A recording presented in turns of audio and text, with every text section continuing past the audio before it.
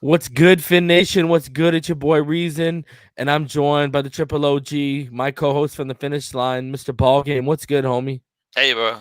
Another good night, man. It's always great to be with you, man. Talking Dolphin football, brother. So And it always feels good when you're on a wing streak on a too, winning huh? streak, yes sir, yes sir.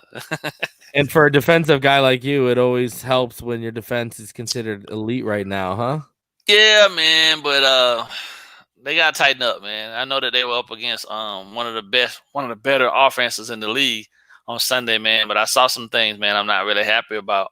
I'm Let's hear also your thought. Let's hear your thoughts, man. You didn't join. You didn't have a chance to join post game. So lay uh, out your thoughts, man. Tell us what you were happy about. Tell us what you liked. The floor is yours. well, I liked the fact that Boyer didn't back off of what we do well in terms of man press, but I didn't like some of the calls on third down because you showed them cover zero. You know what I mean? On first and second down. Now you could have at least put somebody up on the perch and gave them cover one. You know what I mean? And that would have possibly taken away Jones being isolated over with a true speed receiver on the backside by himself, and he gets beat by a skinny post, for a touchdown. I didn't like that. I didn't like the fact that Byron. I mean, I can appreciate the fact that Byron is trying to be a ball hawk. You know what I mean? Mhm. But just knock the ball down, man. You're going up against a guy that's arguably got at least 45, 50 more pounds on him than you do, and he had placement. I mean, he had position too. You were kind of out of a place. So just knock the ball down. Don't wrestle with this guy to the ground because anybody that know football know that if the receiver and the defender go to the ground, they get possession to the receiver. Yeah. So just knock it down. Um, I didn't like Raekwon Davis standing up as tall as he was a lot of times. I still feel like as long as he is, when he immediately stands up to try to engage a blocker, he gives up pretty much all of his strength base, and then he's left standing there, trying to drive the car, standing straight up as opposed to pushing the pile and navigating the guy that way. Mhm. But I also appreciate the fact that Tua got some wiggle. let's So I tried to get in touch with Colin, but obviously what I mean, he ain't answering nobody right now at this point that ain't really riding with him on what he views. So I'm gonna try another route to get the Cowherd to get his views on where Tua is now regarding his comments last week and the week before. So um what else? Let me think. Do you hear his narrative change that now it's about Tua and Flores? Yeah, You know yeah. what I mean? See, I'm like, but yo, this guy's too that's much that's for me that's that's right that now. back pedal they do. You know what I'm saying? And even today, I read an article that Omar Kelly wrote. Right, trying to change some of the things that he had negative to say about the kid. But like, man, we remember, bro. Like, we remember everything you had to say and things that you said about even Flores that that weren't so nice. And now all of a sudden, now you want to come back and try to praise somebody, man? Like, no, bro, that ain't how it works. You got to get in front of it. I mean, we'll accept you back to some degree, but you got to man up. You got to come back and say I was wrong. It Yeah. ain't. It don't kill you. It don't kill you to be that make you real. Say you Apparently, were wrong. apparently, it does kill some people who claim they're real, bro. Yeah. That's all I gotta say. Like, I mean, people if people could just admit they were wrong, well, like we said, man, like you said, we'll let them on the bandwagon, but they can just keep quiet while we Yeah, enjoy man. the ride, and they can enjoy the wins from this ride. You know what I Yeah. mean? I always feel like everybody's entitled to their opinion, man. And I can appreciate all levels of opinions, especially those that are backed by facts. You know what I mean? Like, we go back and forth about a lot of stuff, but we always come to a genuine consensus that our viewpoints in regards to these kids and this team and the things are all for the positive movement forward for what we see and think the team should do. I have a real hard time accepting when people say negative stuff early on. And then even when they see that the negative stuff that they had to say is not coming to fruition anymore, you still staying negative. Mm. Or you completely jump ship and you want to jump back over on this side with the pom pom now and be like, oh, hey, yeah. But oh, whoa, hold on. Hold on Yeah. now. where's your statement? Because your Well, statement is what gets you entry back into this side of the process. Like, well, let me say this. Let me say this to you, Ballgame. I never took shots at Josh Rosen, the person. no, But if he would have shown up and he would have shown out, I would have had to admit my evaluation was wrong. True. I would have had to come out in front of just like I admitted. I thought we could have got Austin Jackson in the 20s early on in the season, not this game, that's for sure. Right. But early on in the season, you heard me saying he's playing like an 18 overall pick, right? Like I admitted that, So, I mean, this is the thing, bro. So it is what it is, man. Some people got integrity and dignity. Some people don't. Some people are men. Some people are boys, bro. It takes a man to admit you're wrong or your mistakes in life, whatever the case may be. Y'all already know what time it is. And Drew Boo says pom-poms. Yo, shout out to everyone. We already got 79 in the room. Already 6 minutes in. Marinos go, Drew Brew, Havoc, Joe B, Mercenary, T-Bone, Steak 09 Fly, Jamel Oakley, Busso, Slim the King, Jazz 803. Shout out to Australia, Jazz 803. Rickatic, you know what it is time, homie. Love that homie Rickatic. Lorenzo Booker, Tombstone. Don't worry, Tombstone. We're going to talk about that Preston Williams.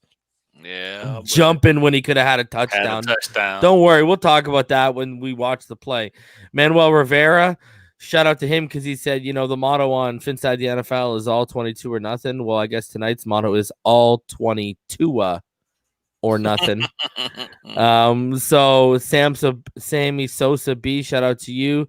Compute Newt, shout out to you. Red Dino, Dolphin 82, Kieran, Chad, Marinos Go, G Rock, everyone right now showing love. We appreciate Jason Greaves. How you doing, homie? Vickin, Kane Goat 6. He was one. Yeah, I know. Kane Goats. Yeah, okay. Foxing around. How you doing, homie? Who else we got here? Kane Go was wondering why we had 4 dislikes. Tua Tongue Tie. Those dislikes. Tell him those dislikes were even before we even went live. Yeah, that's why he's wondering how he had them before he went live. Tommy Brinkley, Josh Fernandez, Chef Jew. Shout out to you, Chef Jew. Troy Hicks, Dade Baby, EM Dolphin fan, Jay Bleezy 380, Fins Up 73 Smith. Esteban Santana, Josh Valencia, Shake Money, shake. Richard Bovin still on that. We don't need Gregory Rousseau, bro. You don't even need to spend high capital on him right now with the way Shaq and Emmanuel are playing, my dude. Yeah. Mike F. Yeah, Emmanuel's playing out of his mind right now, man. Hey, Armando. Once again, I was wrong because I said, but I did say that we didn't need a premier pass rusher to generate pressure.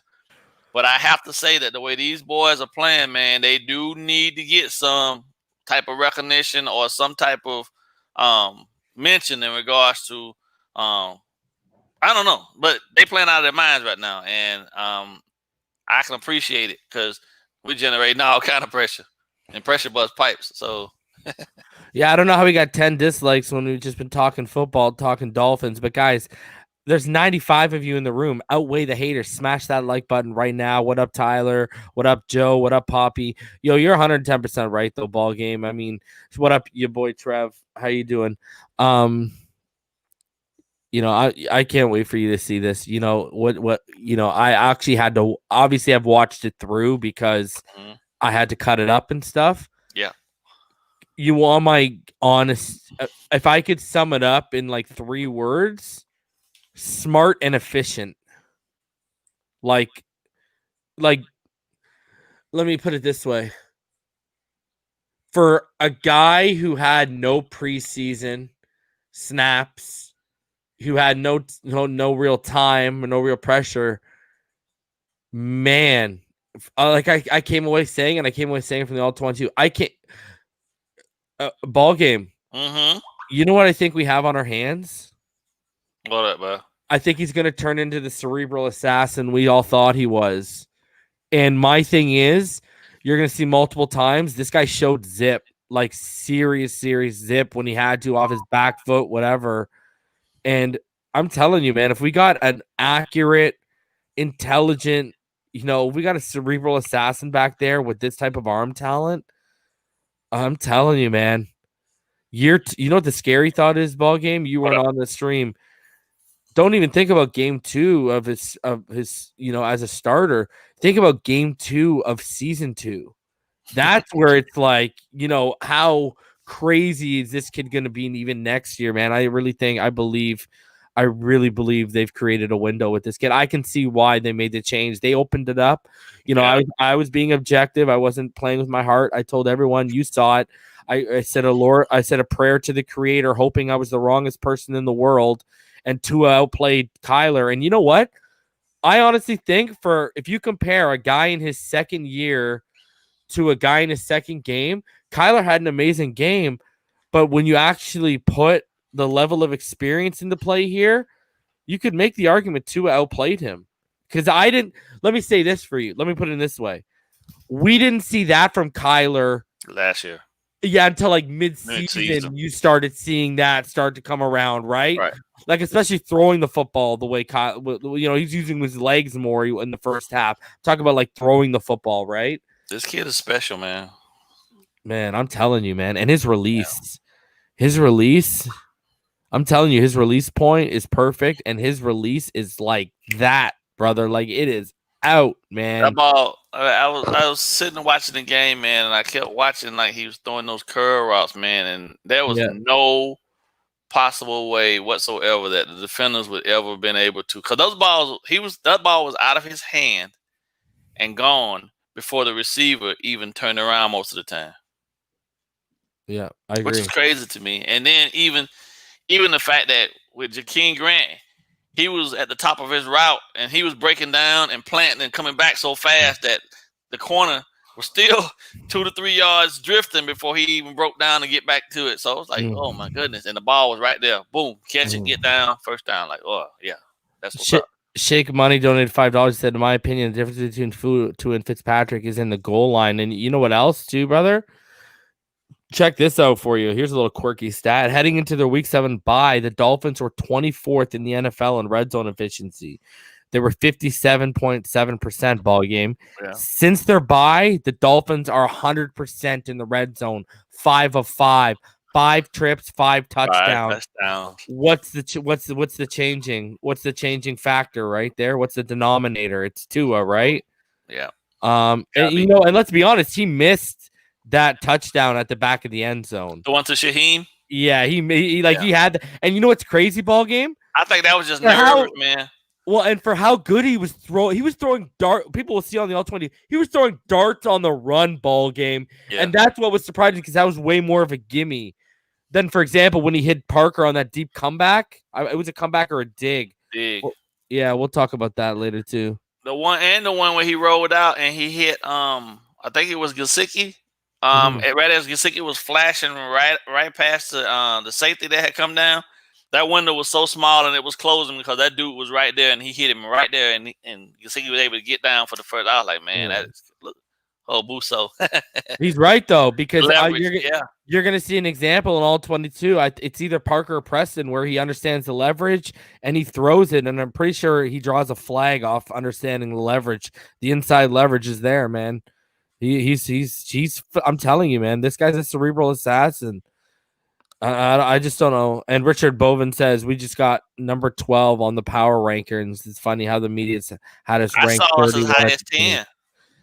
I'll take it, man. Yeah, I saw us as high as 10 on the one that was on Bleacher Report. Man, I'm telling you, we just won the 2 games that were the hardest part of the schedule in the stretch of 2 was starting until we start facing offenses like the Chiefs or like the Raiders. Yeah. I think we're good enough to beat the Patriots. I think he's going to be one of the few guys under 25 that beats Belichick. Knock on wood. The only thing that worries me about the Bills is what January 3rd could look like in the dead heat of Buffalo. That's what my worry is. It's not about whether he can beat the Bills. It's the fact that he could be playing in like 3 feet of snow. Yeah. So, Guys, shout out. We're going to give about 5 minutes. We got 138 in the room right now. We'll give it about 5 minutes, and then we're going to hop into the All-22. We're going to do a little different tonight. It's about 17, 18 minutes, but me and Ballgame, we're going to take it a little bit slower. If he wants to stop, if he wants to see something over again, we'll go over it again. But in the meantime, smash that like button. There's 138 of your room. Subscribe if you're new here. We're on the way to 2K, and once we get to 2K, it's a giveaway. And so smash that like button, subscribe if you haven't. If you'd like to donate to the channel, paypal.me/Finside. You can also use the super chat. Become a Finside the NFL Patreon, guys. Patreon.com/Finside the NFL. Shout out to our latest Patreons. I'll give you guys a shout a little bit later on. And then again, patchvibes.com, use code FINSIDE and you will gain, I believe it's 25% off your order. It will be changing sometime this week. So go get your 347 Shula patch right now. And again, if you want to grab official Finside the NFL merch, teespring.com/stores/Finside the NFL. And guys, 5 different images, 5 different designs. Go check them out. Go show some love. Go support the channel. Ballgame, I got to ask you, what did you think about Tua's ability in the pocket to evade and make things happen with his legs? I think that one play that he got banged around back there and then still was able to get out and scamper for I think it was like, 20, 21 yards? Yeah. For the first. That proves to me that, he ain't Lamar fast, but his elusiveness is elite enough that if he gets into a situation or if the pass coverage does break down, he can successfully get out of there and then still make something out of nothing. The only thing I'm still a little upset. Still a little leery of because I still see him doing at times. When he dove forward? Yes, man. He gotta learn how to slide, bro. Because he was sliding early on, right? Like he slid early on. You gotta slide, man. You already got the first down. Yeah, you already got the first down. Because even on that other big run in the fourth, the one that came before that, did you see Buddha tried to drop the shoulder and lay the lumber, eh? And he just like quickly sidestepped the shoulder. Also, guys, I want to show out to you. It's for real, everyone. Finside the NFL. Y'all already know what time it is, baby. We're going to keep it going. Guys, he's got more wiggle than Australia. I already went over this, man. Y'all already know what time it is. Shout out to everyone in Australia because he's got more wiggle than the Wiggles, baby. And I don't know what Colin Coward was talking about. That man is on some next level hating because, that's about all you can call it, man. Yeah, man. It's hate. Yeah. I think who paid him off to say that though, because prior to the draft and everything, man, he was all over. He loved him. Yeah. It's because he said he didn't see elite traits when he saw like elite body, all that nonsense. Man, the kid. And he didn't see wiggle, all that jazz. Kid's a baller, man. The kid is a baller. The kid is a baller, guys. We're just a couple minutes away, and then we'll hop right into it. We got 150 in the room, and then we'll rock it, boys and girls. It's gonna be a good one. I'm telling y'all. It's about 18 minutes long, and like I said, ball game, nothing slowed down. So if you want to stop, look back, just let me know, man. And I'm gonna full screen it for us, ball game. So again, we'll be narrating. So we'll walk people through it. Guys, I really do hope you enjoy the content because this is something, at least for the next couple of weeks. Hopefully Ballgame can join me, but I am going to be doing this because I know everyone wants to see the development of this kid, see, what the real deal is, because a lot of y'all didn't watch tape on him at the collegiate level. So this is the next best thing really right now, especially as the games are good. It's always going to be funner to have these kind of sessions when they're big games, man.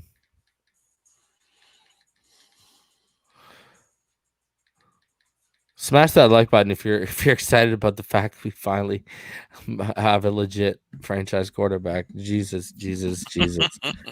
Oh my God, we waited so long. So long, Uh-huh. man. If anyone deserves it, it's us. Good Lord, it's been so long. That's what I'm saying. If anyone deserves it, it's us. Think about the number of quarterbacks that we went through, man, after Marino retired, bro, just to get to this point. Right?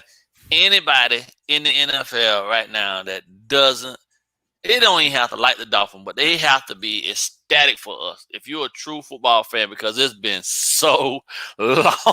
Dude, I remember wondering if we could get something out of Joey Harrington. Ugh. Yeah, man. I was like, maybe it was the Lions. Maybe it was the Lions. You know what I mean? Like, that's how desperate we were. And then you got a lot of people, right? We kind of went through this Rosen thing. Remember when Matt Moore was here? Yeah. How everyone all of a sudden wanted Matt Moore to be handed the keys to the franchise. Like, right. Come on. All I gotta say is thank God we didn't get Matt Flynn. Oh boy. It could have been way worse. All right, guys. Let's get into it. Y'all already know what time it is.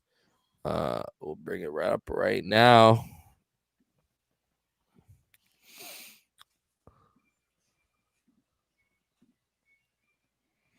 And there it is for your viewing pleasure.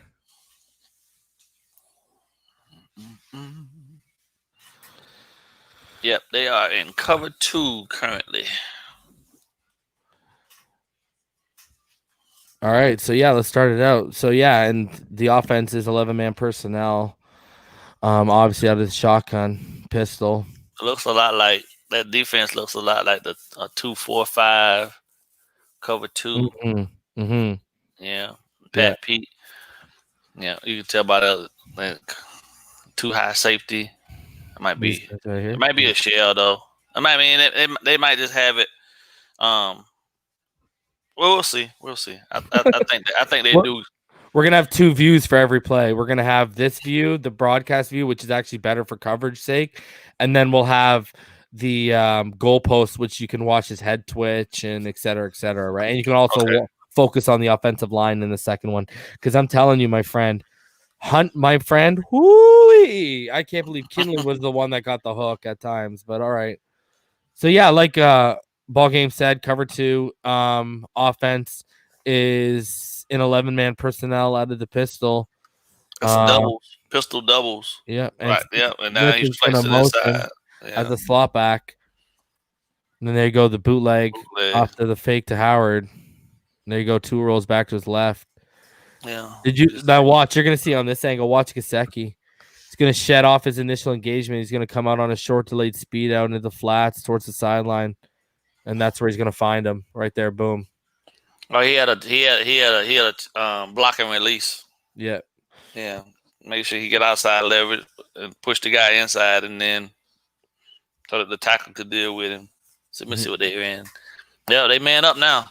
Now they fully man. Yeah, well, yeah. Let's see what we got to see what the guy in the slot up here. Who if he walks up to him and takes the inside shade, it's definitely no. It's cover 3, cover 1. Cover one. And we're in 11-man personnel. It was strong right, and it was strong to the right. Yeah. And Tua was in shotgun with Howard to his left. And this is just just finds Preston on that curl. Yep. It's been look at the arm strength too. Like I'm telling you, he's got he's got more than enough arm strength. Look at the blocking holds up pretty good. Watch the middle 2 ball game. I noticed Karras really struggled too. Karras gets he gets a lot of help from Flowers and whoever that other right guard, the right guard spot from time to time though. The guy's just not really that strong. No, he's not. To be honest, so. And you know what I noticed about too, and we'll get into it later. When you're gonna notice the shift of when Jesse Davis comes in. Yeah. Man, like he was continuously going over to help Karras and Flowers, who are already in a combo block, and he was just leaving the gap wide open, and it was continuously being shot on him. Like I don't know, it was just weird. Like it's just all of a sudden he went from being a pretty smart player to like he looked lost at times. Anyways, you'll see. Gun trips, halfback week. Yeah, 10-man personnel, 3 out wide. Yeah, and then I think that's Mac Hollins up here at the top in the boundary. It might be clouding. because when that bottom corner down here, he's giving a cover 2 look, but at the same time, just watch to see what the free safety does. But he might be clouding instead of it being cover 1. They might be in a zone because the linebackers are actually still at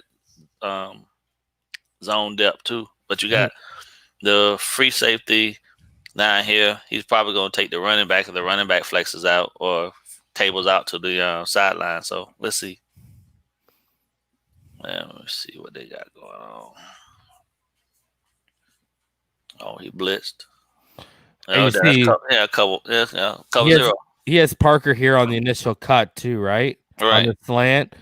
But watch, he's going to take the deep shot because Preston has the one-on-one inside. And he's starting to get that inside leverage, right? Right. So watch, he's going to take and he's going to – but Kevin Peterson just makes up some ground and makes a decent play on it. I mean, this is the one where a lot of people thought Preston got his hands on. He should have had it. So, I mean, look at it from this I think it was fingertips, right? Yeah, fingertips. Yeah. And then, you know, tough one. Just a touch, a little bit too much touch. So 11-man personnel. Smith is going to motion from the right, slot back to the left side. That's what you're going to see from the offense. And then watch Preston Williams, guys. Preston Williams right here. Watch Preston. He's going to break out on the out route, and he gets open. But watch, too, he's going to feel the pocket starting to collapse around him. He's going to move up and out. And then he just needs to be, you know, more relaxed throwing the ball away, not careless, because this is the out of bounds where the interception gets called back. All right? So watch. It looked like he's too relaxed when he throws it out. Like, you just got to get it away. So you got Preston was there, right, on the cut when he cut out, but he didn't hit him, right, because of the pressure. Because he just felt the pocket starting to go on him. That's why I was sitting there when that play happened. Only thing I said, my son was on the phone at the time. And I told him, he was like, "God, throw that away. Just throw it out of bounds. Yeah. Just throw it out of bounds. Throw it in the stands." Yeah, he's too lackadaisical with it, right? Yeah. And then boom, and then right out here. Out. Yeah. Like, look at that. Way too good snatch though. Like hit. Find the coach and hit him. Yeah, hit Leaky Fatu right here. You know what I mean? Hit the wall. Speaking of Fatu, the next play is the one where Fatu got called with the face mask. He grabbed it though. Yeah. So this is pistol 11-man personnel ball game. Yep.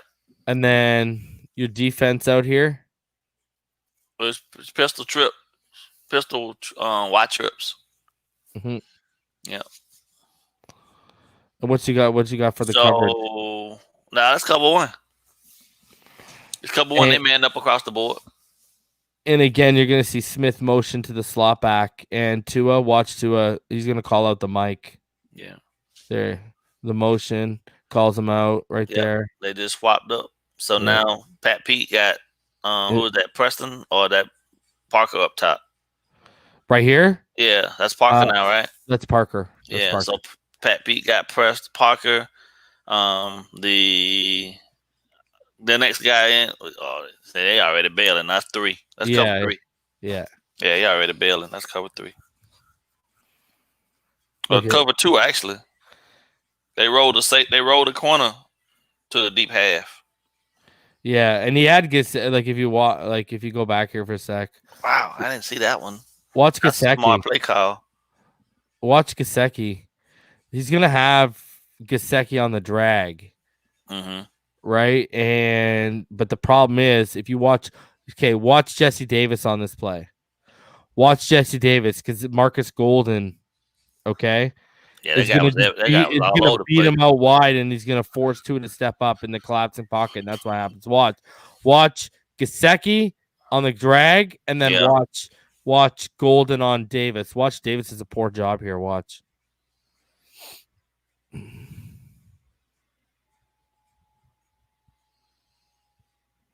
I use the mic.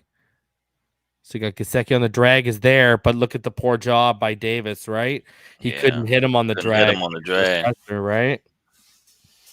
So you'll get another look of it here. He just beats him out wide, man. That coverage changed fast though, because that outside corner on the to the wide side looked a lot like he was actually just going to stem up and take cover 3, but he actually took a half. Mm-hmm.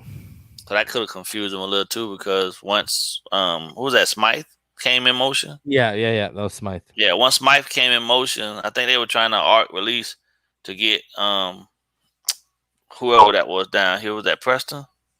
They had like a levels concept, and yeah, Golden, he blew that up with Jesse not being able to get around and be able to catch him and run him off field. So Yeah. the pocket would push him behind. That's the only problem with the pistol formation, man. He's close enough to be able to not have to worry about too many issues with the snap, but he's also too close sometimes in regards to they got you got a dominant speed rusher off the edge. It don't give you a whole lot of room to, navigate that whole process. And that's what, so. And you can't, well, I mean, again, guys, everyone, you're going to see the angle from Jesse Davis. You can't have this kind of play, too. It doesn't help your situation. Because, again, he's going to try and arc him out wide left, and he's just going to get beat around. Yeah. Again, that bend, that athleticism, Marcus Golden, I mean, big signing for them, right? Huge signing for them, bro. And which, honestly, I didn't think he was going to do well when he came over from New York. So now you got a single back 12-man personnel, and you got 2 under center, and simply Tua is going to drop back and watch. He's going to set his feet. He's going to throw back shoulder to Preston for the first down. It's a pretty good throw. Preston stretches it out, makes it look pretty, but I mean, it's only in a spot where Preston can make the catch. They ran a lot of cover 1. Yeah, you don't want so much zip on that to where maybe he could keep it in pounds and get something. Right. But at the same time, I mean, look at this. That's a perfect throw. Like, get the first down, know where the marker is. Like, absolutely perfect throw by Tua Tagovailoa, man. Absolutely perfect. So right here, guys, it's just simple. You got 10-man personnel. Well, and that's gun spread. Yeah, and this is just going to be a play action on the QB option. That's all. Yeah. So he's going to looking for boom. There it is. Take it. Yeah. QB option, basically. So he does know how to slide. Yeah, I know. That's what I'm saying, right? So again, here you go, guys. It's simple. Jordan Howard, good sell, runs up the middle, takes a slide. Defender jumps over top of him, avoids contact. Perfect. This is a big throw. This is a big throw. So you got single back, 12-man personnel, and 2 is under center, brother. He's not. This man's dropping back here, okay? So he's going to run a bootleg off of play action. And this is where he finds Gesicki, who's getting along the top of his slant route. And you're going to see him come across the middle right here. That's the play I was talking about earlier. Yeah, this is an absolute dart. Just watch Gesicki here come across. As he gets to the top of the slant over here, he finds him. Boom. There it is. Perfect throw, man. Gets the first down. The defender never had a chance. Nothing. And look at one of the few times where, guess what? He bootlegs and there's no one in his face. Ball game. Yeah. Which was a consistent theme last week and this week again, too. But that's a big throw for a first down. Well, you put him in conflict, because then the guy had to turn around and try to identify where the target was, but it was too late. So the window was closing, so he closed the window with the throw. So here you go. You got shotgun, 11-man personnel, and Grant's going to motion from the left slot, guys. All right. Yeah. And this is a beautiful play. This is actually a good play from Chan Gailey. It's a double screen fake. And then the third screen is going to come sit over the middle. Watch. It's actually a really good play call. It's actually, can I say to you, ball game, for someone block and release. Yeah, exactly. Well, yeah, I don't remember if he does a block and release. Watch it. Yeah, watch it. I think you are right, but my thing is, for someone who me situationally has been critical of Chan Gailey, this is a very smart call in this situation. So, guys, watch. He's going to fake, come back, fake, and he's right. The block and the release, screen up the middle, way down. Well, see what that does, though, is that he's anticipating that those guys that are on the D line, they're pinning their ears back and they're coming up field to try to get to him no matter what. So you hold, you just touch, and then you release because the linebackers by that point have already dropped into depth. You know what I mean? They're going to vacate to the flats. They're going to take the verticals. So there's got to be an open space. Yeah. Look, watch how fast 58 gets out of there. Jordan Hicks. Yeah. Watch how fast he vacates the middle. He drops into his right there. Starts moving back. There. Boom. Yeah. Yeah. You're right. And everyone fell back into their coverage, right? Yep, so exactly. Space. That was a great play call by Chan Gailey, man. I got to get the best way to kill zone is the screen game. Because generally most of the time you don't have too many run fits in cover 3. So and a lot of people run a lot of cover 3. So you screen to the areas to the most wide open area of the field. You don't. That's a great call because you don't generally see a tight end screen right in the middle of the middle of the field. Yeah, everything's generally out to the boundaries. Yeah, and I want to show this goalpost angle again, ball game, because I really love how Tua sells the fakes. I want to get your opinion on how this young kid sells these fakes.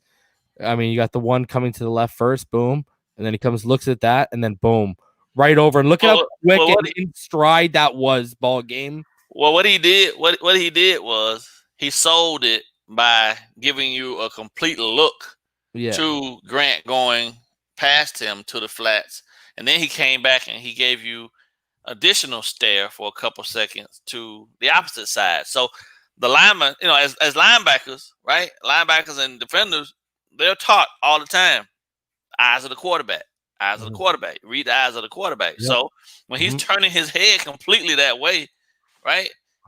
They have to. They have basically he's manipulating them with his head. Yeah, you have to respect it. You have to respect it. So which opened up the middle.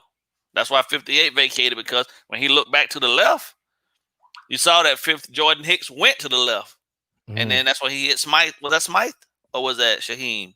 No, that was Smythe. Smythe. Yeah, that's why he hit Smythe right in the middle of the field, because they vacated from the spot where by getting maneuver with his eyes, which is brilliant. I think Shane Gailey did an amazing job of playing to, he didn't ask the kid to do too much, but I told you I wanted to see deep shots down the field, and he took them. And we'll get into them, ball game, because he was smart with them too. He was throwing and understanding leverage and drawing flags because he was understanding matchups too. So right here, you got the goal line, I formation, strong left. And just watch here, ball game. Simply Tua is going to fake to Howard off the play action, roll to his left, and he has Smythe in the back. This is what we're talking about. And, we've already shown examples of him making throws on the run. And look, he has him right there, but he just, a little, it's high. I mean, The kicker is on that play. Had that been any other tight end in the league, had that been a top 5 tight end he would throw into, they would have threw a flag. I agree. Because if you watch the defender, he doesn't at any point look for the ball. He's automatically engaged, and he's 5 yards is 5 yards. So he came up now, right? So from the line of scrimmage to where he's at, what is like 4 yards, 5 yards, he's still holding, right? He's not looking for the ball. No. Right? That's supposed to be a flag. Then he just turns back. And now by this point, it's a little bit out of his reach or whatnot, but that's supposed to be a flag. So 5 yards is 5 yards. We can see from this angle right here, ball game. Look, nice fake on the little Mitch. Look at that. He was calling for it. He was calling for it. He can't do that. We'll bring it back one more time. You're right, because he's calling for it. Look at this. One more time. Because some of them things they call on X, they should have called that. Yeah, right there. He had a little grab, just enough to slow him down. Yep. So here you go. 11-man personnel, shotgun Ahmed to Tua's left. And again, we were just talking about it. This is where it's offsetting penalties on this play, but Tua is going to recognize Kevin Peterson covering Preston Williams. And he's going to just and basically Preston's just going to go on that go route, and Tua takes advantage of the matchup. And I got to be honest with you, ball game, this is a veteran throw, and this is a veteran read, And here's the thing, though. my thing is, I mean, look at the window he hits him in too, right in between the coverage, and why is Preston jumping? Because that's what Because that's what inexperienced Here's my receivers thing. do. Watch this. Watch. If he doesn't jump, look at the over pursuit. He's gone. Right. That over pursuit by 34. He's gone. Ball game. You ever noticed? You never noticed though that like rookie and first year receivers? I don't know. I see a lot of kids doing it in college too. They always jumping when they catching the ball because they're trying to catch the ball with their body.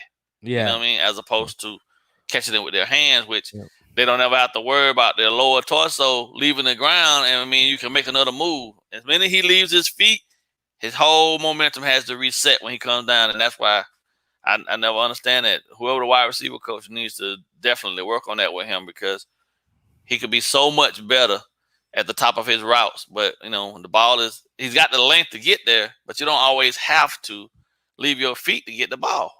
Like, just run through the catch. I agree.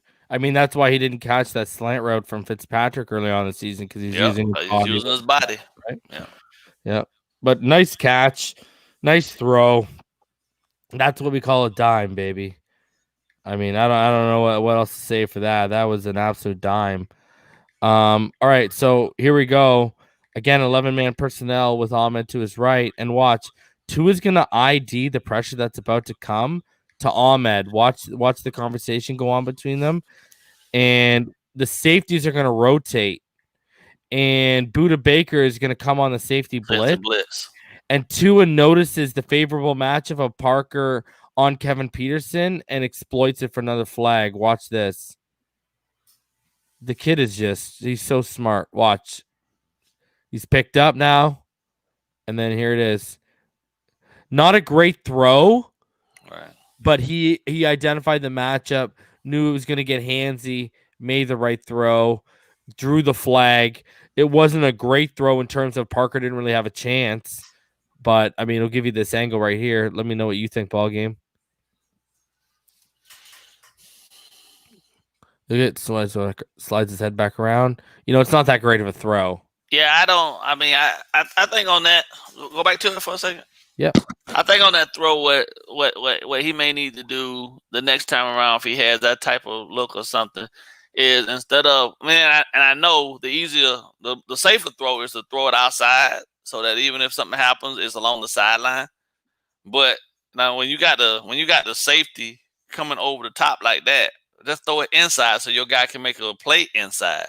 Because that guy was already on a beeline over the top towards the sideline anyway. But if he throws that a little bit more inside, Parker was already, the corner had already sold itself to the sideline. So at that point, he was boxed in. So Parker had inside leverage. Yeah. And then when if he fakes that and Parker bangs back inside towards the flag, that's a touchdown. He gone. Yeah. So I'm hoping maybe change. Yeah, you're right. Yeah. Throw that more inside.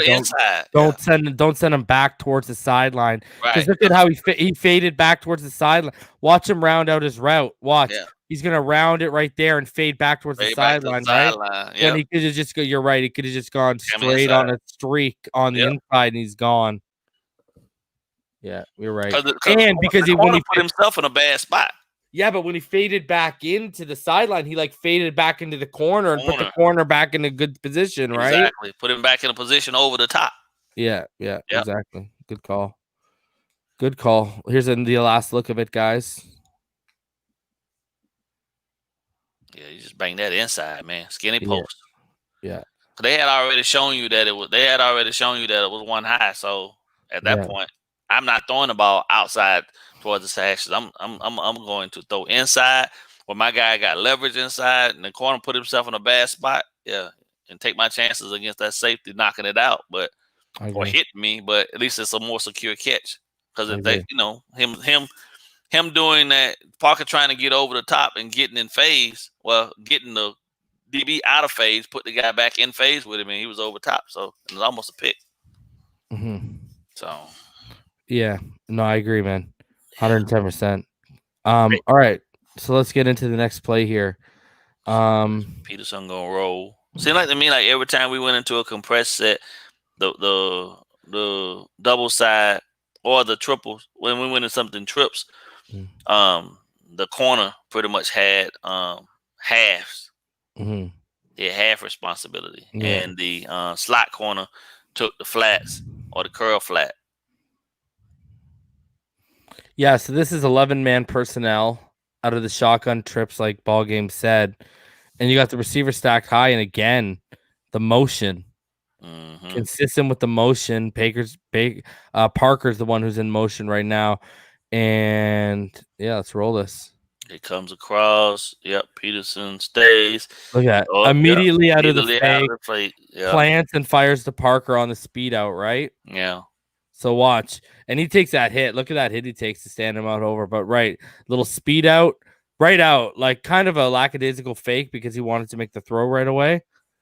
But I mean, what can you do, right? It moves this. It moves the sticks, bro. Jakeem Grant got a lot of burn this game. He did, brother. He did. And here we go, 12-man personnel with Tua again under center ball game, and again the motion. Grant now coming inside, and here we go, that bootleg, and look at this again. What I was talking about earlier, how he was always seeing a defender in his face. Here you go. Look at. Why do you see this? Either he knows I'm gonna get blown up, right? Yeah. Or I'm gonna throw it here, and there's safety coming downhill, and Grant's gonna get blown up, right? Like this isn't a good. So Tua, I take this as a throwaway. He throws it into his body, into his arm, knowing it ain't gonna pop off. He took that as a throwaway, man, because he for another play. Yeah, because look, he knows even if he doesn't get blown up and he just gets tackled, Grant getting obliterated. Yeah, but he's also behind the line of scrimmage. Right. So I think that's a smart play by Tua. He just says, you know what, live to take another day and don't lose yardage. So, I mean, we can watch this from this. Let me know your thoughts, Ballgame. If you believe of my theory, let me know your thoughts. Well, the thing is that on this play in particular, he had essentially two reads. And first read, so right there where we are now, who's that coming across right there uncovered? Is that Smythe? Yeah, that's Smythe. 81 is Smythe, right? 80 is Shaheem, right? Yeah. So he's dead. Who's being held. Yeah, he's being held. So he's dead to him. Yeah. Grant's too shallow because he can't get right enough. He can't get the ball around 44. So at this point now, it's either wait it out, try to outrun 44, dump it to Grant. But with the safety coming down as hard as he was coming down, Grant would have got killed. So, that's a throwaway. Yeah. And we watch it play out. Look at, if this man isn't here coming off the edge, she's got that throw underneath all day. Listen, if he ain't holding Shaheem at the top of that route, Shaheem is over in the corner of the end zone. Yeah. He's got both guys. He's got the ones. Yeah. You're right. You're right. 110%. What they need on this play to improve this play is that whole process where Grant comes across and then leaks back on that drag. They needed the tackle. A low drive. Yeah. They needed, he could have, essentially what they could have done is they could have taken Flowers, right? Have who is that? Who is that in there now? Is that Austin? Austin's in there now? Austin is in there now. Yeah, have Austin block down and have Flowers arc out and catch 44. You see what I'm saying? Say that one more time. You want Flowers so you want Flowers pulling to the left? I want Flowers pulling to catch 44 and have Jackson head up to take on the So it's like Jackson took that guy on right there. Have Flowers come back. You don't want Karras as the man. Want Karras. Yeah. You want him taking him man up. Exactly. Flowers kicking back over here. Yeah, exactly. Protect the edge. To catch him and protect the edge. And now that frees up Shaheem to be one-on-one. He ain't got to do nothing else at that point. And then you got Smythe coming back across and Grant on the levels concept. That's a levels concept because essentially Shaheem was supposed to actually be able to go up the field and to the corner. But that never happened because, now you got 44 disrupting the throwing lane. So, and again, guys, just to simplify what ball game means with levels concept, what you're saying is an underneath short route, an overtop intermediate route, and then an overtop deep route. Just levels all going towards the same side. That's what he means, guys, when you talk about level concepts. Because I know some of y'all might be wondering. Because we got ball game, we got 250 people in the room right now. Yes, sir. Let's do it. Smash that like button, guys. We're going extensive for y'all tonight.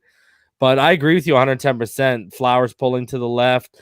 Karras is obviously the odd man out, but that's just by schematically. That's not on Karras, the player. So here we go, guys. 10-man personnel out of the shotgun, and that's layered up here to the left.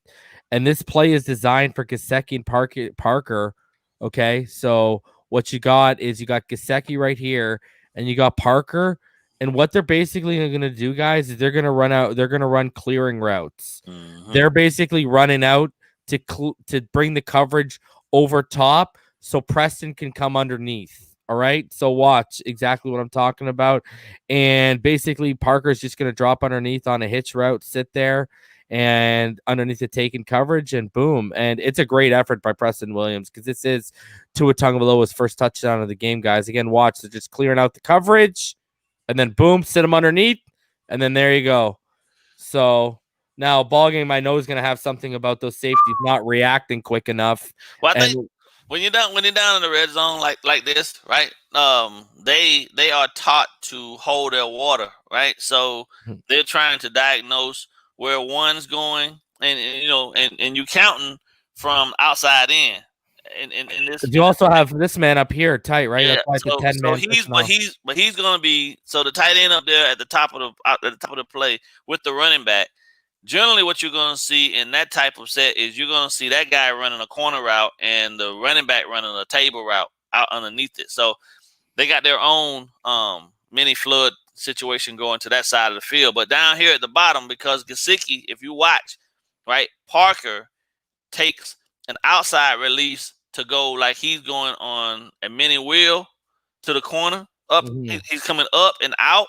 Yeah. And then Gesicki is going inside. So they're creating a funnel for Preston to come right in between.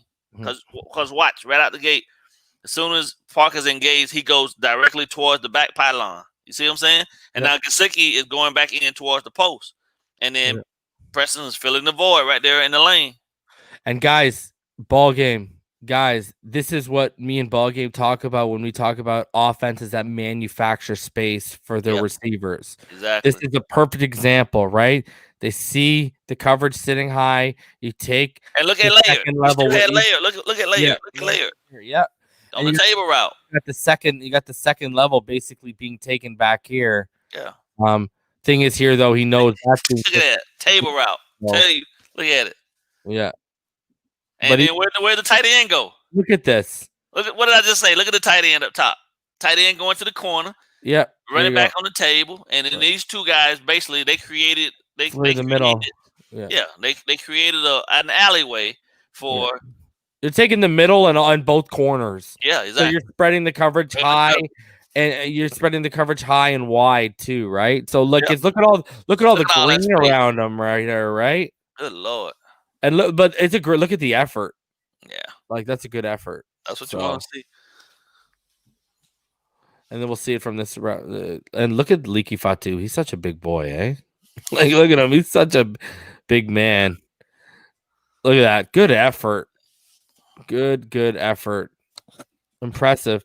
Chan Gailey did have some nice calls, man. I know situationally I harp on him, but man, that formation is hard to defend because the tight end is off the line of scrimmage, but he has so many options. He can come inside, he can go outside, and then when you got the back to the same side, you have to honor that with 2 defenders or 3 defenders over there because there's got to be a guy inside, a guy outside, and you want to try to put a triangle out there to stop them. So you're gonna have 3 guys over there for 2 guys. So there's gonna be mismatches, and I don't understand what Arizona was thinking by putting they put 2 guys on Parker, but you still had an extra receiver, and both the middle linebackers completely vacated. Mm-hmm. I don't get it. So, and that was a bad defensive call, but a great offensive call for us. Because either way, somebody was gonna be open. The table routes and that table route corner route combo is extremely hard to stop. Mm-hmm. Yeah, good play design by Chan Gailey. 100%, man. For sure.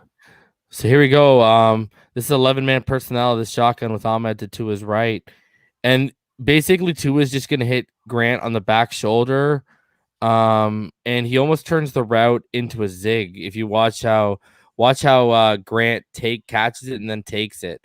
Look at it's almost like a zig. You know what I mean? It's almost, but it isn't. Obviously, it's that curl, but like he almost takes it out on a zig because it's back shoulder. I would have preferred. Yeah, I would. He probably would have got more if he'd. You want that in front of him. Wanted in front of him. Yeah. Yeah, you want it here, right? Yeah. Because look at that space if he can get in between. Yep. Yeah. Good solid tackle too. Here we go. Ballgame's favorite formation, that pistol. 12-man personnel, guys. And again, you're going to see Smythe motioning. And this is just faking the handoff to that same side where they motion Smythe. And Ahmed goes low with his block. And watch Tua, man. He's going to feel the pressure coming. He's going to step up into the pocket. He climbs it, and he throws an absolute dart across his body to Parker on the out route. Watch this. Okay? Fake that. Boom. The pocket. Look at that. Boom. And he tried to step up and make the play, eh? Yeah.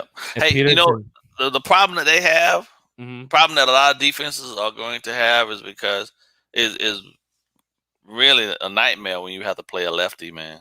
Yeah. Especially one that has the strength to throw across his body, no problem. Yeah, it's gonna be a nightmare trying to get to this kid because everything that you generally would teach in terms of how your pressures come. Because a lot of teams don't have two premier pass rushers. You know what I mean? And they generate pressure, or they allow that guy to generate pressure from one side of the field, and then everybody else play catch up. Look at the block. When you got a lefty, everything's backwards, bro. Everything on defense becomes backwards. Even how because the ball comes out different, it even looks different when it's coming out of his arm, out of his hand. Look at that. That's an easy throw for him. Yeah, but that's a big boy throw. It's the only way the receiver could get it. The corner never had a chance at it. Oh my God! Like ball game. Yeah. This kid is special, my friend. Like, look at this. Just look at the block by Ahmed too. Looking left. Kudos to you. Yeah. Pocket. Oh, I see him. Got him. Yeah. Oh. And you know what? Parker's so consistent when Tua throws to him. Like, with Preston, you got the worries about the drops. With Parker, there's no worries, man. Yeah, there's no worries. Velcro. He Velcro right now. He is. And this is the intentional grounding plays, single back, strong protection. I didn't agree with that. Left. I really didn't agree with that because he threw the ball at the foot of the defender. Yeah.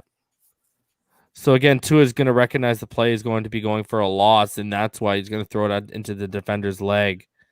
Yeah, you see cats all the time throw the ball at the foot of the defender. You know what my problem? You know what my problem was, ball game. If you watch, I know you watch the live broadcast. There was no flag until Kingsbury started having a conniption. Yep, exactly. And I'm like, what is this guy dictating when the flags come out now? That was my issue with this play.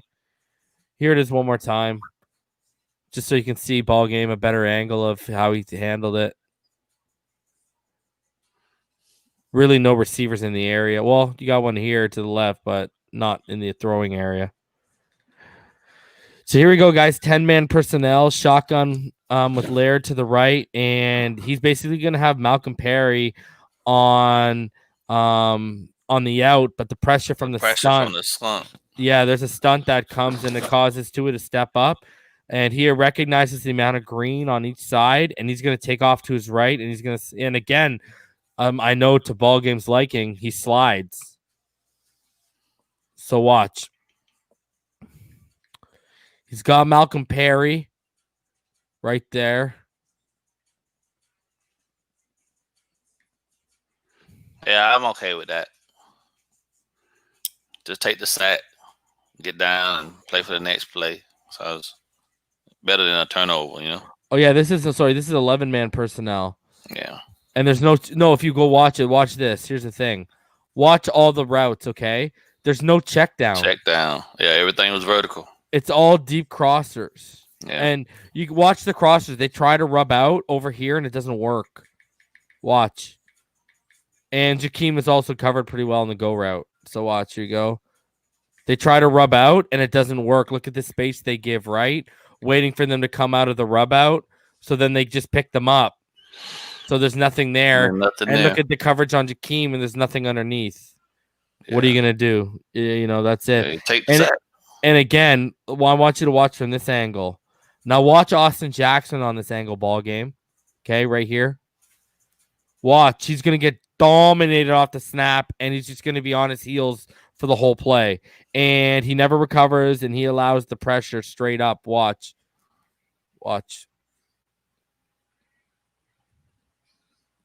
Look. That was awful, my friend. That's why I said, though. Remember I said that with him coming back, I would. Man, I understand why they had to put him in because they subbed him in because didn't he get hurt? Kenley got hurt, right? They don't. They Flores said it was rotation. Omar Kelly and everyone else is saying it's performance based. But look at this. Look at just handled. Yeah. Well, that's gonna happen though. You accept that with a rookie. Yeah. So this is the 10-man personnel. Shotgun with Laird to his right, and he's gonna have Malcolm Perry right here. Malcolm Perry is gonna come on the out. All right, it's gonna be like a comeback that he turns into an out route the way he rounds out. But watch the pressure. This is where the stunt comes on this play, guys. And watch Tua. Look, see, he's got him there. So he kind of rounded it out. He stopped his out route and turned it kind of into a comeback. And there you go. And now you're going to watch from this other angle, guys, this back angle. Watch the amount of green. You're going to see Tua recognize just there's only one man. Watch. Tua recognize because the stunt came, right? Get out of there. Yep. Yeah, the stunt comes, so he climbs up and he recognizes. Look at the green this way. Look at the green that way, and I got a combo block in front of me too. Yeah. So he steps off. Yep, he's out of there, and there he goes, and he slides. Yeah. And I know Ballgame loves seeing that. Love seeing the slide. Yeah. So again, 10-man personnel, shotgun with Laird to his right, and this is simple. Tua is just going to hit an open Grant on the hook route after quickly moving from right to left with his progressions. And you're going to watch his head on the goalpost view ball game when we get to that. But again, just a simple hook. Boom. There you go. Very good. Well, that was his primary read. Yep, that was. Yeah, Grant was his first read, so he never had to leave it because they vacated and they left it open. So, but watch his head. His head moves around. Look at it. He watches the middle and then he came back. Yeah. So, but you are right. Quick glance. It was a quick glance to the right just to move the linebackers. Exactly. Yeah. You're right. It's his primary read, and he literally just used his head from right to the middle, back to the primary read, literally in quick succession, just to keep everyone honest in front of him. Yeah. But you're 110% right. Grant was the primary read on that. Again, 10-man personnel, Laird, shotgun to the left, and watch Perry again. You're going to see he wants Perry on the dig route, and he's going to ID Gesicki being picked up by the linebacker. Watch. Jordan Hicks, that number you were calling out earlier, 58, is going to make a false step like he may go with Gesicki, who's coming out here. Gesicki's going to be coming out here, but then he's going to but then he decides he's not going to. He stays honest, and that basically caused Tua to pump fake. And then instead of throwing it to Perry, and then the pressure comes and sacks him. And watch, because Hunt, again, watch Hunt here against Golden. Hunt gets beat out wide hard. Steps up. There you go. Forced him.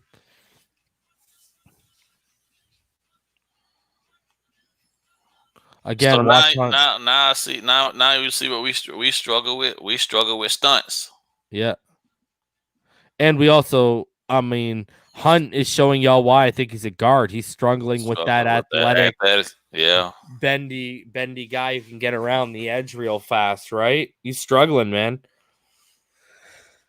So Golden's an undersized guy, but he's quick, and he was giving both tackles fits though. You know what the problem is? Watch this though. Watch this. Watch Hunt's feet. Tell me these don't look like they're in quicksand, bro. You know what I mean? That's the problem. You know what I mean? The feet just aren't where he's not fleet-footed enough, man. So again, we got 10-man personnel, shotgun with Laird to his left, and Tua is just going to hit Laird on the underneath route. I know Ballgame loves these routes that come out of the backfield. But watch, simple. The pressure comes. It's basically almost like a screen with no blockers. Look at he just comes out, right? Delays, comes out, and then there you go. Picks up a nice little gain. Yeah. Tight end, running back. Rookie quarterback's best friend. There you go. Look at that, just underneath, good to go. So here we go. This is a pretty good one.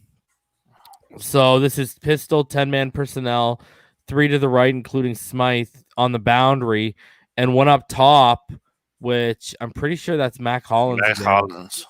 So watch this. Tua is just gonna throw because here's Parker. He's gonna throw because he notices he's got Whitaker on him. Like who? You know what I mean? So he's just gonna throw that fade 9 route out of the slot to Parker, and Whitaker just gets real handsy. So again, watch, they exploit a mismatch to get a DPI. And watch, takes him, fades out. And look at super handsy. Laundry. I think the Cardinals. I don't think the Cardinals expected us to go vertical as much as we did. Either did I. Yeah, they're playing a lot. They're playing a lot of man press or a lot of cover 1 press, and our guys show that they actually can beat this. This I have to retract the statement that I made too, because I'm watching them actually get off of a lot of press at the line. Mm-hmm. Well, not so much. He was really targeting the slots though, so the slot guys are they're offset and off the line of scrimmage, so it's hard to press them. So maybe I got to look and see a little more. But I think our guys that were outside, that were on the line of scrimmage, still did a really good job of getting open. Yeah. So this is one of my favorite plays of the game, ball game. This is just great reading recognition by Tua. So if you watch Parker here, right, it's 11-man personnel, shotgun, and it's Salvin Ahmed. Again, ball game, you're hearing Salvin Ahmed's name frequently, aren't you? Right, and he's out there to his right, and this is another. You remember last week, ball game, how I was gushing over when he identified the hot route off the blitzing linebacker, vacating the hole over the middle. Well, this week, if you look, he gets it out quick because Tua identifies that the DB, blitzer, right? Yeah, he identifies the DB lined up over Parker's nose at the line of scrimmage is blitzing. Thus, that's going to free up Parker on the hitch route as the DB on the boundary. This guy, he's going to be caught on an island between where do I go, right? So watch again, perfect play. This is a great play call. That's an extremely hold on. Pause it there though. Pause it right there. Yeah. This is an extremely bad defensive play call for 2 reasons. One, you have the tight end on the line of scrimmage. He's still eligible once he blocks and releases. You have the guy in the slot, but you got the DB blitzing, and you got the outside boundary wide receiver also eligible. So they were screwed on that play before it even got started. Yeah, I know. Go ahead. That's why I just said this was actually a really good play call for the defense for what the look we saw, right? And again, look at it, identifies it, boom, it's out. Well, look at this. You got 2 guys open. Smythe was wide open too. Well, that's what I said. Watch. Yeah. I want you to watch. I'm gonna pause it. He's on an island between them. Where do I go? 3-1. Where do I go? It's over. You know what I mean? And he takes the inside guy because it's easier throw, right? She pump fake that, man. Like it's the easier throw, right? He can cut back because he's closer. It's easier throw. It's all hitches. Yeah. All hitches, baby. Love it. Great call. Definitely one of the most difficult plays to stop. Yeah. Because if all 3 guys are hitching up and you got a guy blitzing off the wide side, it's over, buddy. It's over. Yeah. The blitz killed them on that. It was over. You were right. They were basically dead men walking when they called that play. Like you're 110% right, man. Like, what are you gonna do? You just gotta hope and you know what? Kudos for recognizing where the blitz was coming from to Tua and just getting it out quick enough. No problem. Because sometimes, ball game with rookie quarterbacks, you see them in the headlight. Yeah, exactly. And that's what I love about him, ball game. We talk about his intangibles, his arm talent, the zip. But I mean, we're talking about a cool, calm, and collected 22-year-old. We're talking a guy who might be 22, but he's got the demeanor of a guy in his like late 20s who's been there, done that before. You know what I didn't see on Sunday? I didn't see any frustration or nervousness from him. It was like he was just like, oh man, it's just another day at the office. Yeah. So again, shotgun, 11-man personnel. Ahmed to Tua's left, and Tua, he's just gonna try to make a really tight window throw to Perry on the low drive route. So the ball is a little high. Perry has to jump as it goes through his hands, and the coverage is quite good. So here's Perry right here. I mean, what are you going to do? You know, a lot of people think Perry should have made this. I think this was a problem. You know what your problem is here, ball game? Perry's size. Yeah. Right? If that's a Preston or, you know, you look at it, that's a Parker. Then he can body. He can use his body to shield the guy, but yeah. Yeah, and they don't have to jump, right? That's the other thing. Cover one hard to beat, man. When you got good guys, you know, got guys with good feet that can get position and then ride and hitch themselves to the hip of the receiver. Yeah, he was right there. So, let me explain this one. Watch Jesse Davis. Okay, yeah. Jesse Davis here. So shotgun, 10-man personnel. Ahmed to Tua's right. And Davis is going to fall for the false step towards the engagement from Jordan Hicks, 58, who we keep talking about. And then he's going to move to his left to help a combo block from Flowers and Karras over here. And this is that's the example I'm talking about. And and you know what, bro? Ahmed moves to help Hunt instead of picking up the gap. So Devondre Campbell comes through the B gap untouched, and because of this, Tua just can't. Yeah, he can't sidestep it. You see, he tries to sidestep it, but it's too much. And look at the stack pressure on the line, right? They drop back, but it comes. Look at right. So you're gonna see a better angle right here. I'll show you the angle right here. Watch this ball game. Not very impressive. So Jesse Davis, like who I mentioned again, guys, watch.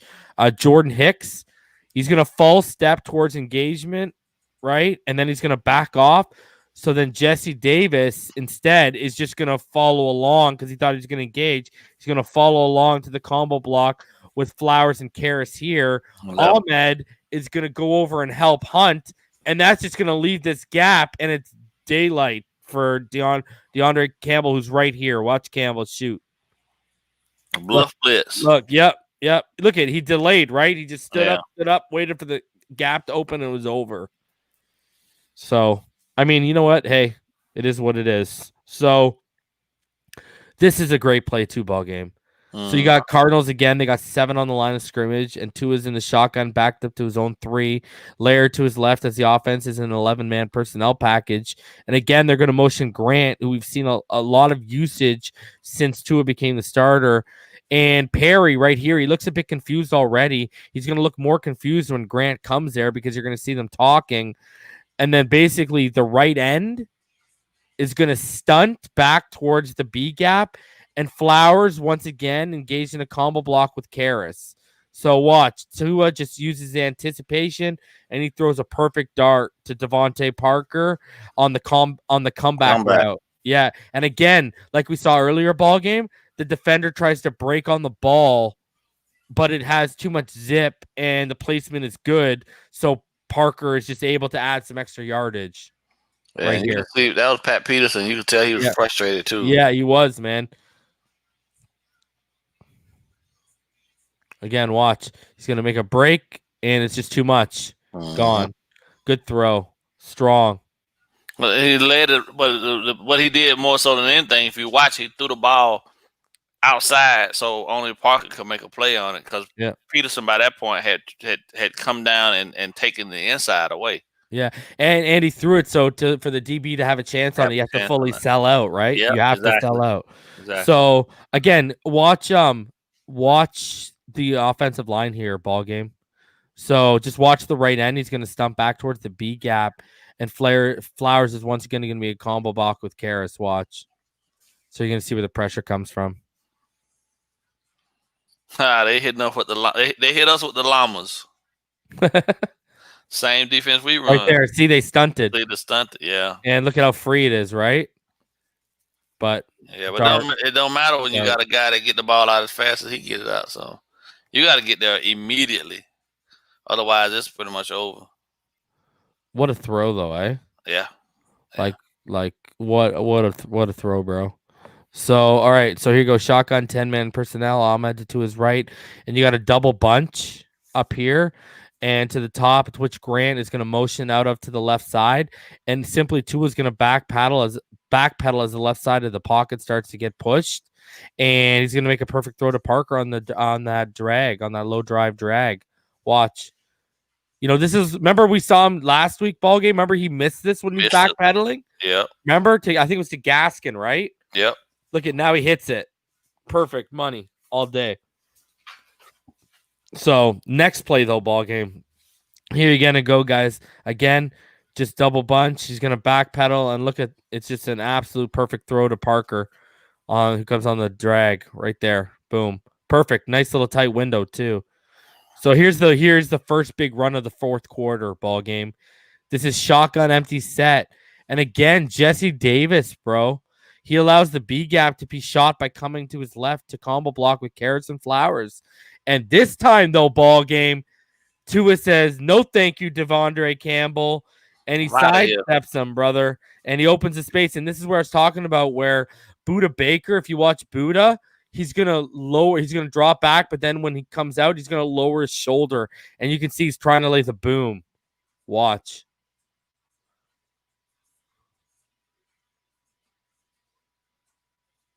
Here he comes. Ready? Shoulder goes down, but he missed.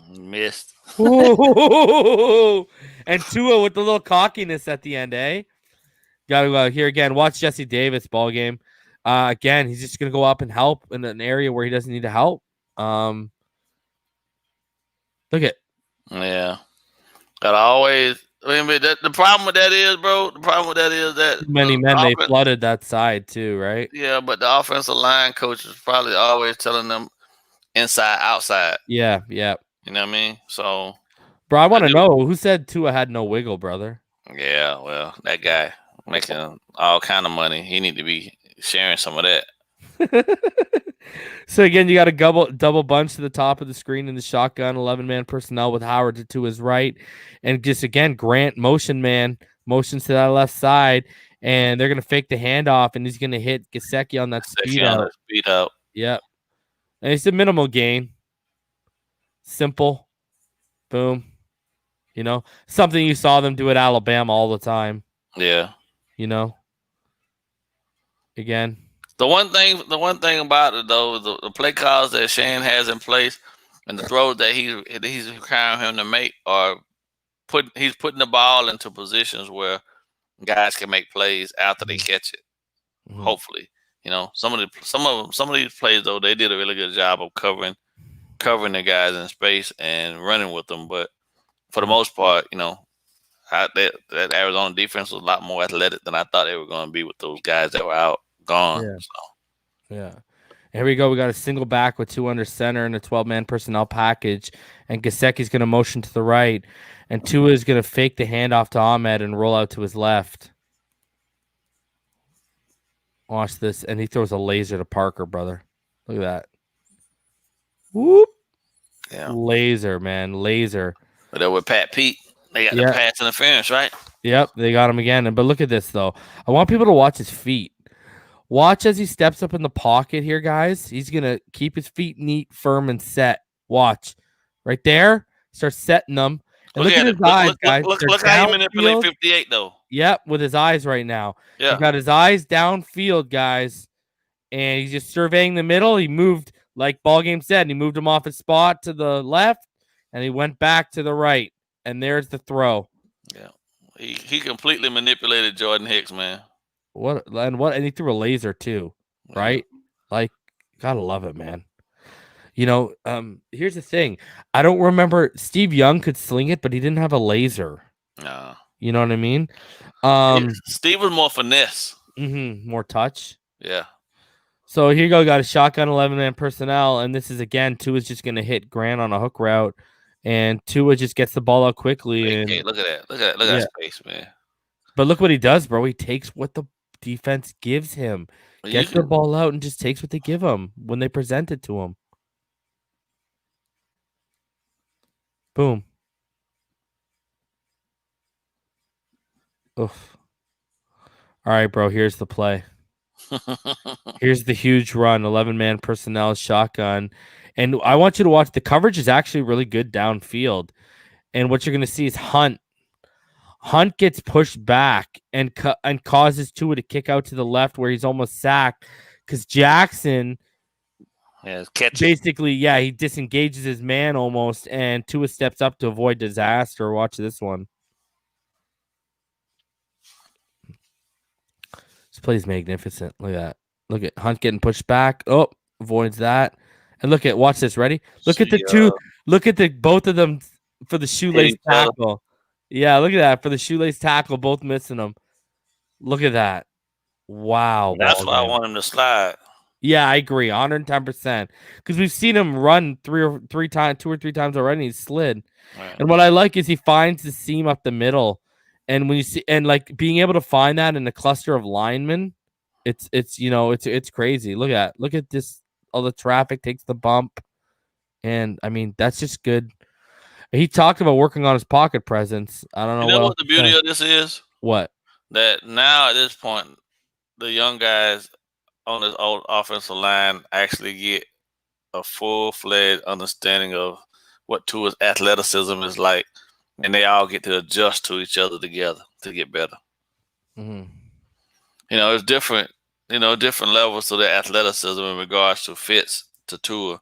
So now that, he's a part of the process, now they get to actually be able to block and learn how to block to better suit him.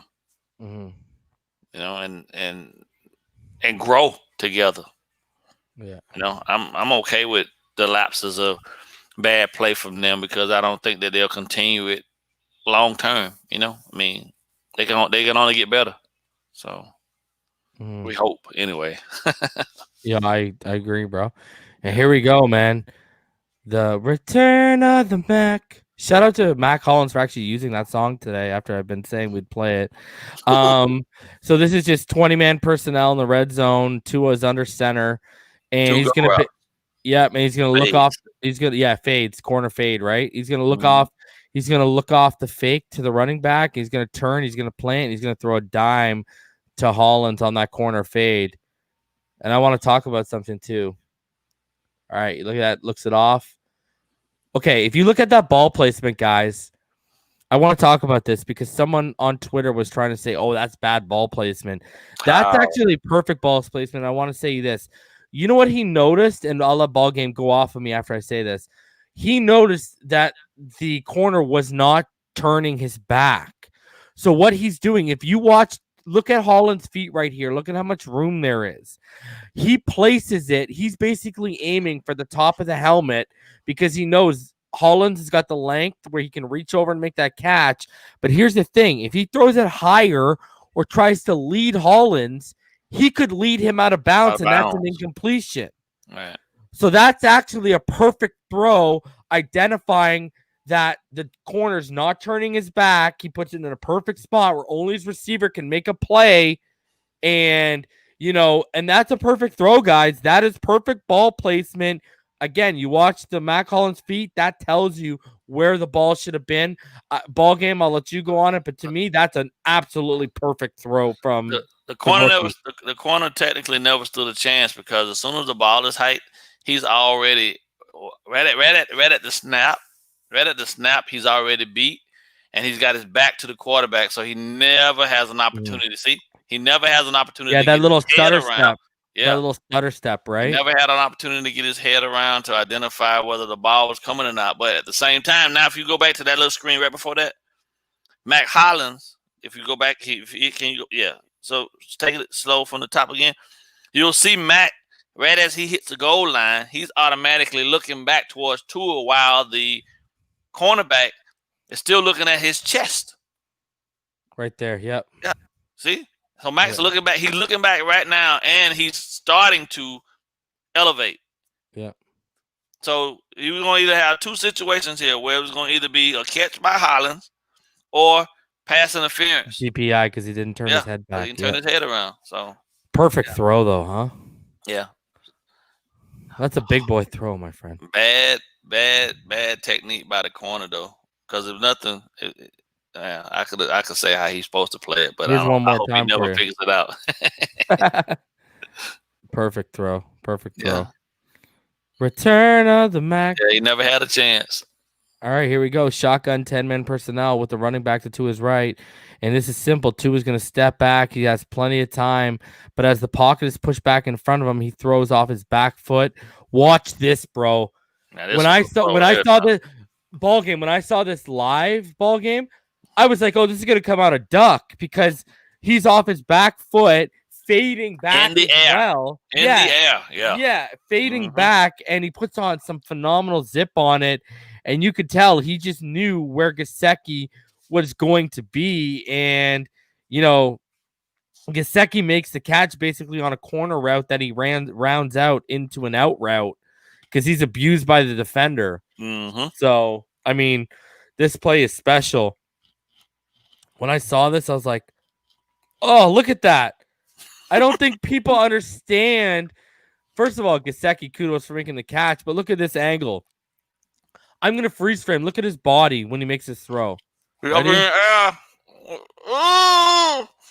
Yeah. Like, and that thing is a dime.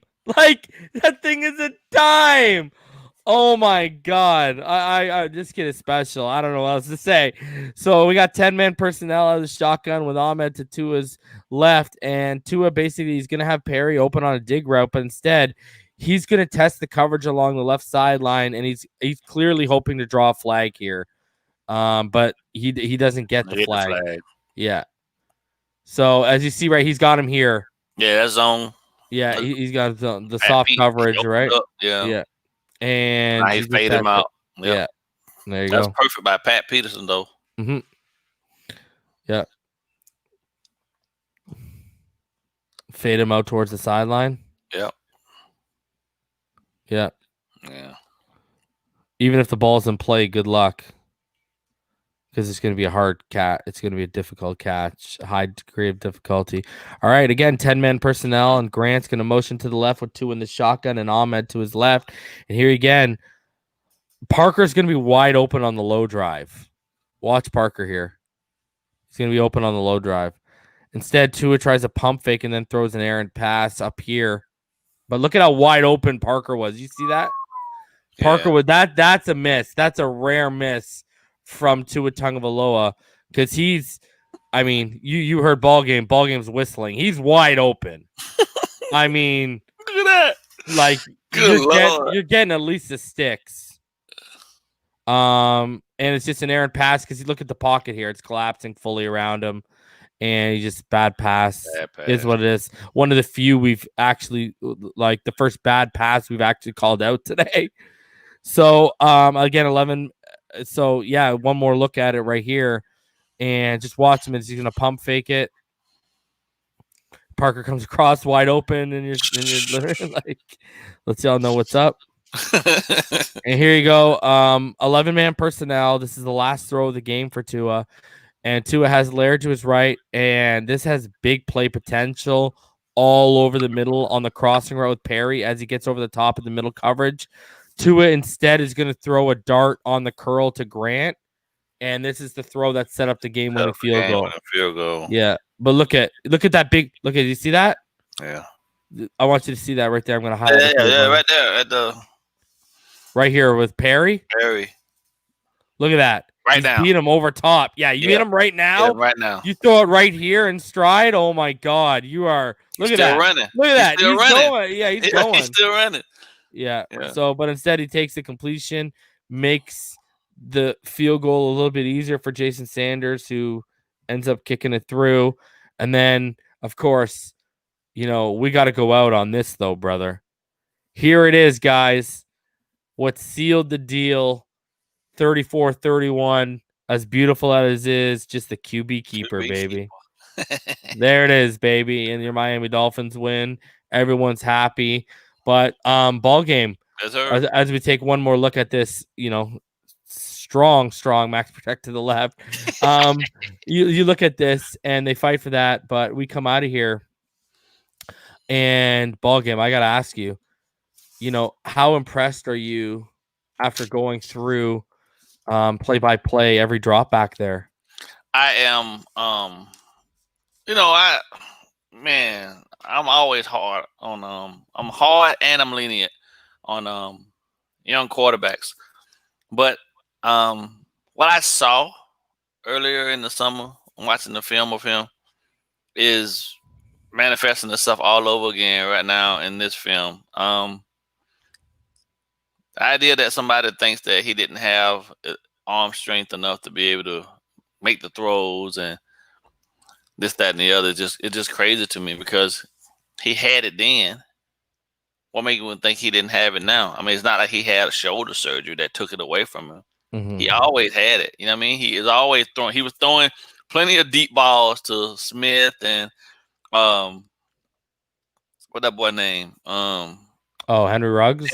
Ruggs and all those guys. So yeah. nobody questioned his arm strength then. Why would you question his arm strength now? He was making NFL throws then. You know what I mean? The only difference was that he had guys there was a lot of crossing routes, a lot of slants, a lot of things of that nature. But those guys had the ability to take a slant to the house. That's why I think across the board we're going to see a lot of different stuff in this offense for him, because still to date you got your two pillars on the outside of Parker and Williams, but Jakeem Grant gonna get a lion's share of the work because Jakeem Grant the type of guy that can catch a slant and get vertical so fast that he's gone. And man, I'm like it's like Christmas came early with this kid. I know. It's beautiful, man. It's beautiful, man. Like I don't know if we've ever been this excited for like just the. I'm telling you, I came away. I'll say it again, like I said before, smart and efficient. That's what I came away looking at that one, and he's just, he's the way he surveys the field, goes through his progressions, this kid is special, man. How many incompletions did he have? What on what was he on Sunday? Yeah. What was the final stat line again? So 2 on Sunday. He had 2 touchdowns, 0 interceptions. I believe he had 248 yards, right? Because you have to take into account the sacks, right? The sacks actually knock yardage off. Right. And then completion wise, he was 20 of 28. And he had a quarterback rate. He had a passer rating of 122.3. But what I liked was, here you go. Did you notice in the fourth quarter, some of those drives were all Tua? Yeah. You know what I mean? Like, he did not buckle under the weight of the offense and the weight of the pressure being put on his shoulder. That's what I was saying earlier. It was like it's like he was. It's another. Hey, okay, we down to Georgia. Okay, this is our last drive. Let's get it. Yeah. You know what I mean? It's like, I've been here before. All I gotta do is make my reads, and we're gonna be good. Like, the stage wasn't too big for him. Agreed. Right? Like, I see. I know some people might kill me for this, but I see Herbert in a lot of the games with the Chargers, man, and I see him trying to do too much, right? Instead of allowing the other guys around him to essentially help him win the game, he's trying to win the game.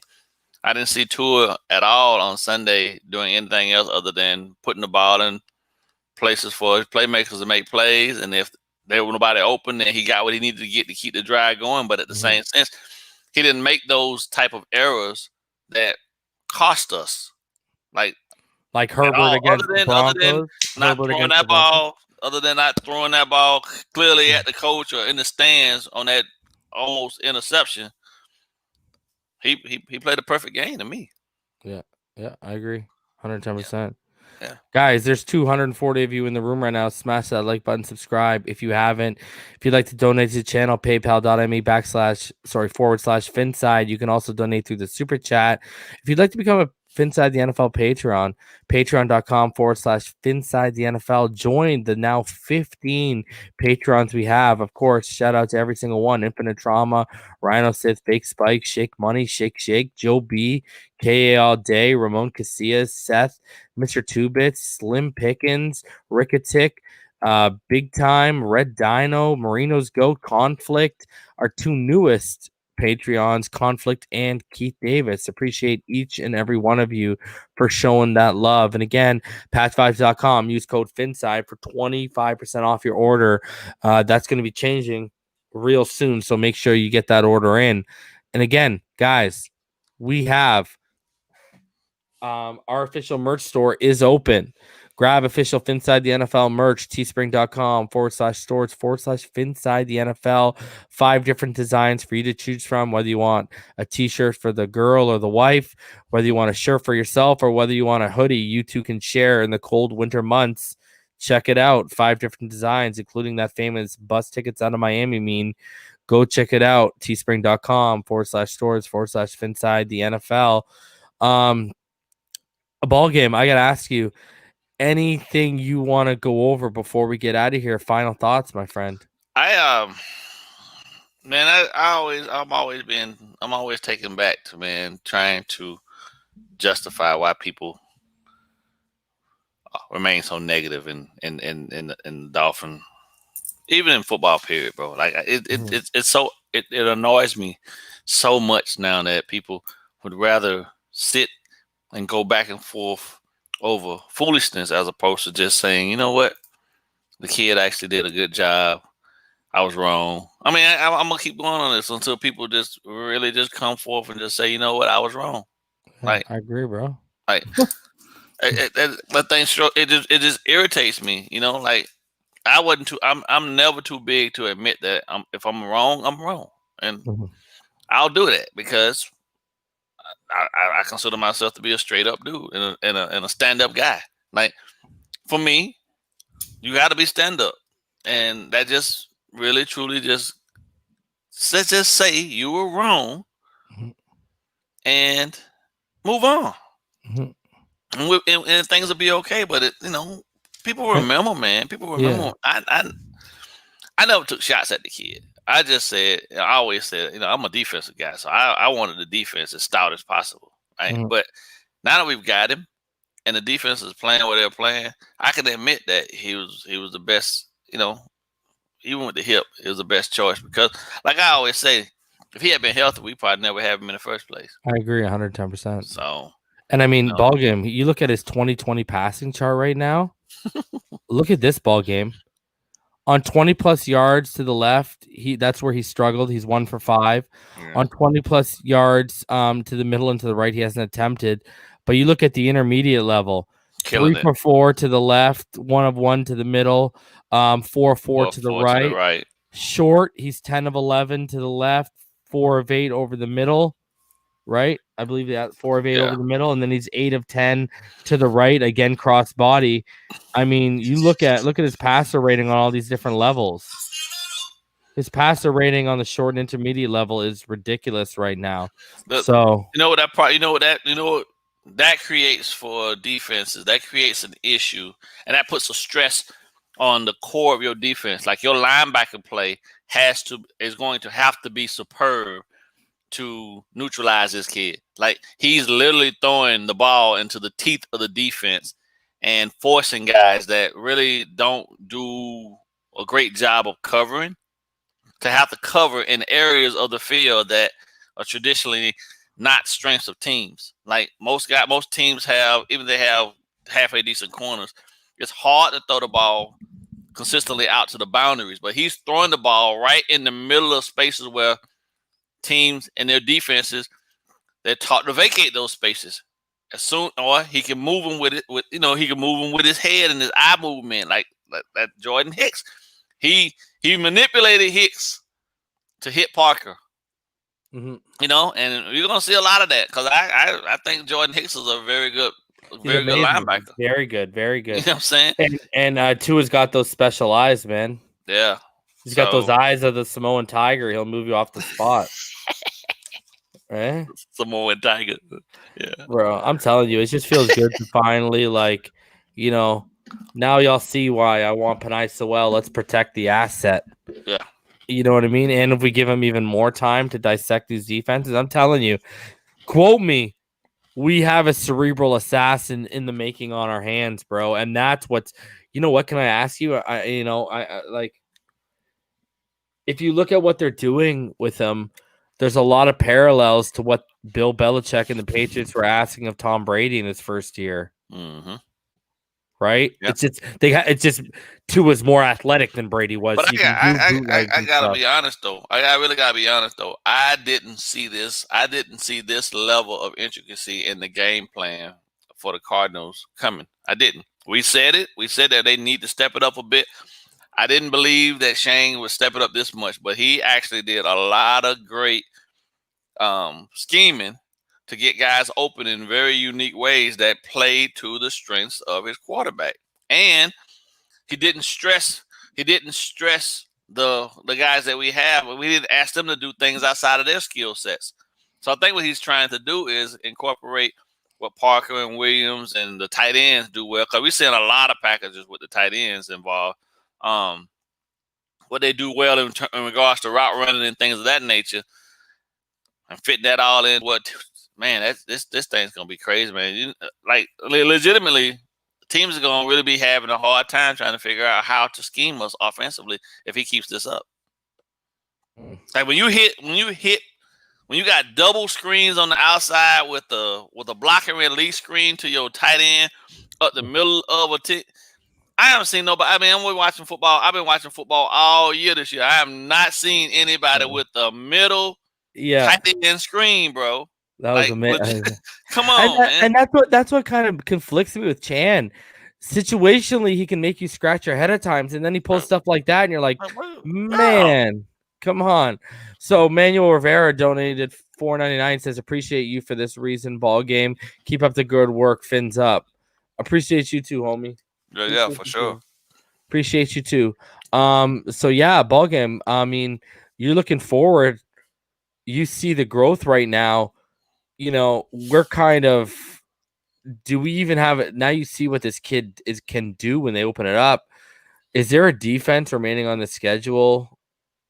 Like aside from situationally, in terms of if it's snowing in Buffalo, is there a defense like on paper that scares you moving forward right now? No. And I think the only challenge, truthfully, that's left for us in regards to how we're playing on the defensive side of the ball is going to be how we match up against Kansas City. Do you think the Raiders are going to be a challenge? Yeah, to some degree, because John Gruden believes, and John Gruden's old school, so he's going to give you a stout dose of the run game and Ruggs to stretch the defense and push our coverage back. But again, we just play arguably the best receiver in the game and neutralize him. Our guys neutralize D-Hop. Yeah. So Ruggs is a young guy, obviously, and they got Williams over there as well. But I take this defense against. We just as long as we improve in stopping the run, I think we're gonna be straight because the secondary are gonna do what they got to do. They always come to work. I didn't like all them tic-tac fouls that they gave Xavier Howard on Sunday, though. I was over here livid because I'm thinking to myself, like, how is that pass interference when you clearly didn't even call it one in the end zone again? You know what I mean? I'm like, man, they gotta have these referees. They still gotta have some consistency, bro. Like, I know. It's crazy, man. How the stuff that they was calling, like. The one on D-Hop, on the right-hand side where he came up and then Howard was engaging him at like 8 yards and then they were hand fighting and whatnot. Okay, I get that. Okay, call that. But when he's running back to make a play on the ball and he accidentally runs into the receiver, that's incidental, man. I mean, yeah, but they're going to give D-Hop that. That's the problem. But okay. But isn't Xavier also a top tier? I don't disagree with you, bro. Come on, man. Some stuff because I've never seen Xavier flag the way I've seen flag that. And what's crazy too is what sucked. Yeah. Byron was suffering too. Yeah, he gave inside leverage on that Christian Kirk touchdown, right? Yeah. And then I want to get your thoughts. Can I get your thoughts on that Daniels touchdown where Byron had it and then. Daniels is a behemoth because my thing is you got to get 2 feet in, but an ass cheek, a shin, or a knee is good enough. And they got to change that rule because I don't think You know, that should have been an incompletion. Right. I thought I'm not going to front. I thought that they were going to overturn the call and say that it was incomplete. But my issue always revolves back to what I used to teach my kids. Like, if you can't make the 100% play on the ball, knock it down. That's exactly what I said on stream, Ball Game. Knock it down. I said, you're not a ball hawk. Here's the other thing. You got to identify. You're not X or row. You don't have the strength to win that battle if you got to rip it away. Just live to see another day, knock it down. That's exactly what I said, bro. Appreciate you, homie. Yeah. So, guys, I also want to say, go to iTunes, go to Spotify. I want y'all to search Dolphins Brawl.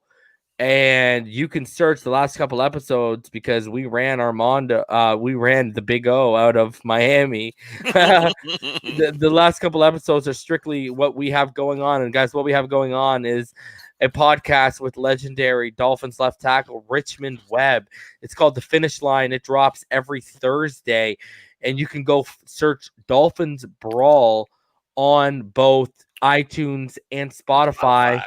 Go in, check it out right there. Follow it up. Our latest episode was 1v1, and it was previewing the matchup between Kyler and Tua. So you can go check it up. But that new episode will be out Thursday, guys. So Ball Game.